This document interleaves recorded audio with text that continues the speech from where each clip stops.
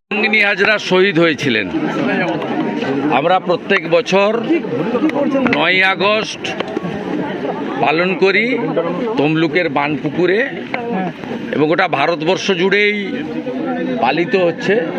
আজকে ভারত ছাড়ো আন্দোলনের বর্ষপূর্তি, এবং এক্ষেত্রে অবিভক্ত মেদিনীপুর জেলার সবচেয়ে গুরুত্বপূর্ণ ভূমিকা ছিল।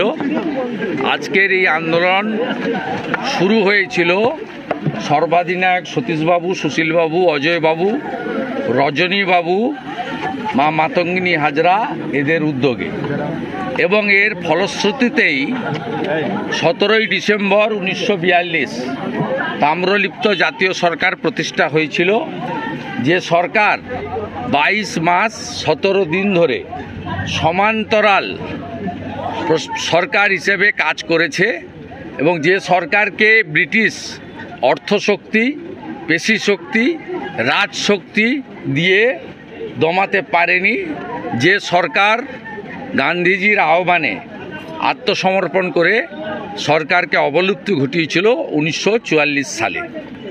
তাই ভারতবর্ষের অন্যতম গুরুত্বপূর্ণ তাম্রলিপ্তের ধ্বজাধারী এই ঐতিহ্যমণ্ডিত তাম্রলিপ্ত নগর, এবং মা মাতঙ্গিনী হাজরা যেখানে এক হাতে শঙ্খ, সনাতনের প্রতীক শঙ্খ, আর এক হাতে দেশের জাতীয় পতাকা নিয়ে বন্দে মাতরম বলে এখানে প্রাণ দেহ রেখেছিলেন, সেখানে